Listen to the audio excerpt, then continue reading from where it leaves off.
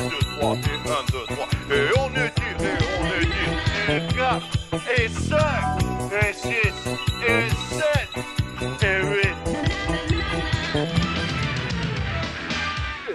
9. Le 21 juillet, c'est la journée mondiale contre la malbouffe. La malbouffe est aujourd'hui un réel problème sanitaire en France, d'autant plus chez nos étudiants. Manque de temps, flemme, stress. Voici les causes et les conséquences de la nourriture facile. Irrégularité des repas, mauvaise sélection alimentaire ou habitude du tout préparé. Aujourd'hui, 10,4% des étudiants souffrent de surpoids et ce chiffre ne cesse d'augmenter. On entend par malbouffe les aliments ne respectant pas les normes diététiques. En plus d'être trop riches en sucre, graisse et sel, les aliments jugés comme malbouffe sont également très faibles en valeur nutritive.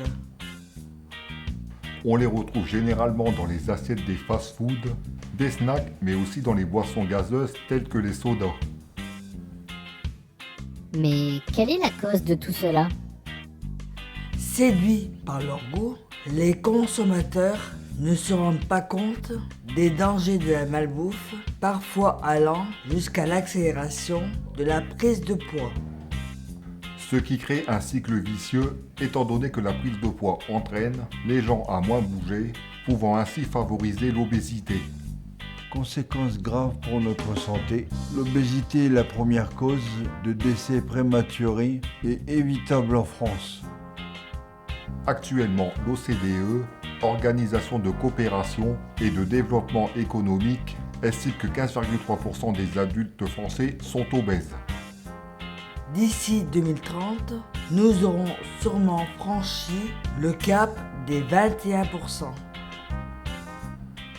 Conséquence directe, la malbouffe serait pour certains responsable de ces chiffres alarmants.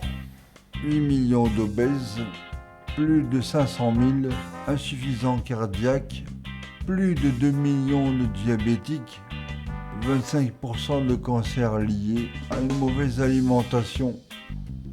L'excès de gras, il augmente directement le risque des maladies cardiovasculaires. L'excès de sel, quant à lui, augmente le risque d'avoir de l'hypertension artérielle ou une insuffisance rénale.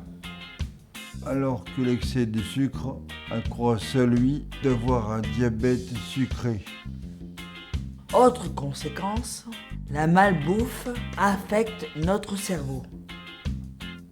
Bien que les étudiants raffolent des fast-foods, elle aurait un impact direct sur leur développement cérébral, pouvant engendrer du stress, voire de la dépression.